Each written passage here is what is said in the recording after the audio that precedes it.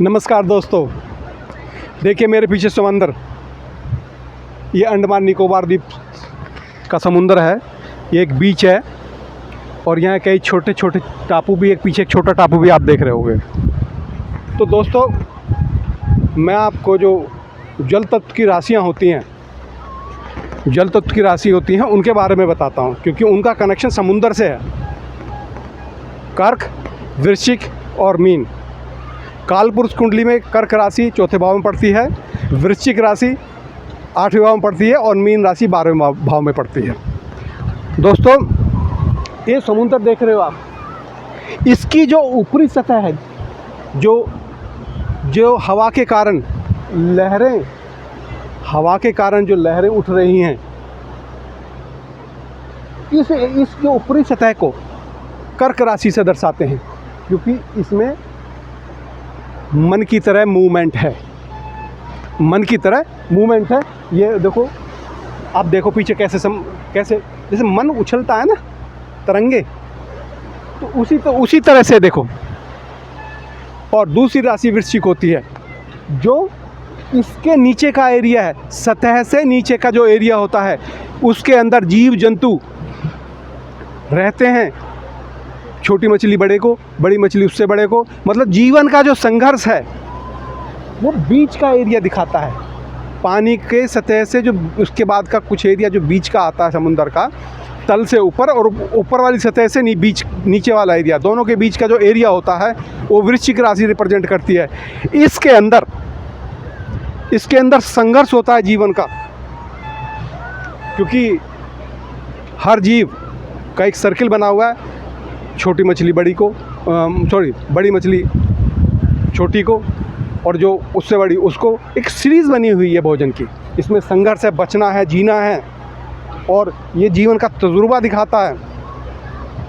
क्योंकि जिसको एक्सपीरियंस होगा, भाई मुझे कहाँ जाके कैसे बच निकलना है, कैसे जीना है, वो संघर्ष ये वृश्चिक राशि दिखाती है, जो सतह के नीचे होती है। और आखिरी में आती है दोस्तों मीन राशि।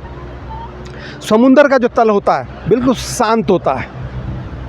समुंदर का जो तल होता है बिल्कुल शांत होता है, उसको मीन राशि दिखाती है, कि वहाँ पर कोई हलचल नहीं है, कोई संघर्ष नहीं है, कोई विकार नहीं है, किसी की कोई मारकाट नहीं है, कोई हवा जो है तरंगे पैदा नहीं कर रही है,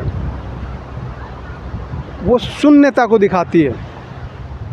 तो उसको मीन राशि बोला जाता है। इन तीनों राशियों में चंद्रमा अलग अलग तरह से बिहेव करता है। हर ग्रह अलग अलग तरह से बिहेव करता है। जब चंद्रमा कर्क राशि में होता है तो उसके अंदर एक तरंगे उठती हैं। मन जो है, अलग अलग भाव उसके अंदर पैदा होते हैं तुरंत। वो जो भौतिकता है उनकी चाहतों की, उसमें तरंगे उठती हैं। उसके बाद आती है वृश्चिक राशि।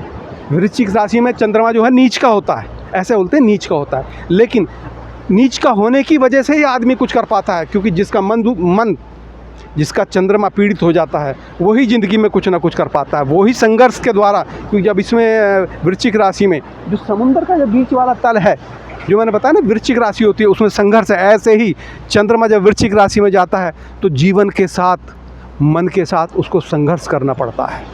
लेकिन जब संघर्ष जीत के वो निकलता है तो कुछ ना कुछ एक वजूद ज़िंदगी में ज़रूर प्राप्त करता है। अब आते हैं मीन राशि। मीन राशि समुंदर के निचले तबके की, जहाँ शांति है, कोई किसी से कोई द्वेष नहीं।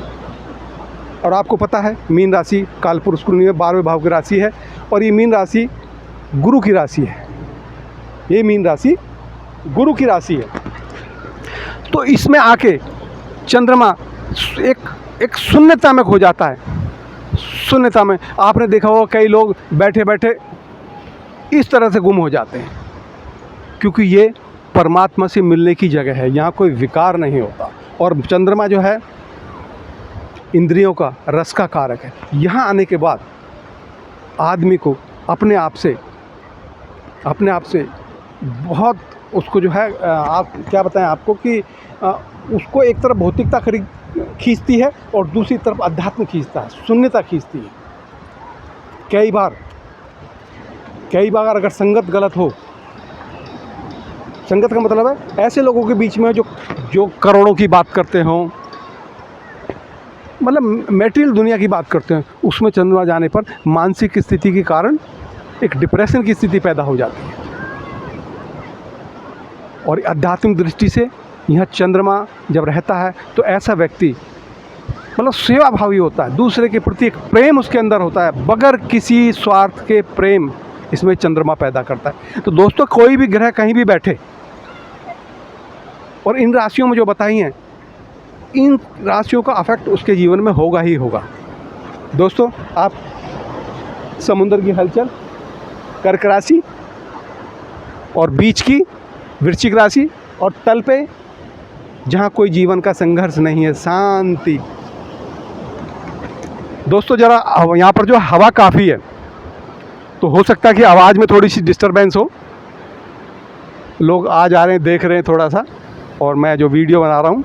तो दोस्तों, आपने इस वीडियो को देखा होगा और मेरे विचारों को आपने सुना, और कैसे लगे मेरे विचार मुझे कमेंट्स में ज़रूर लिखिएगा।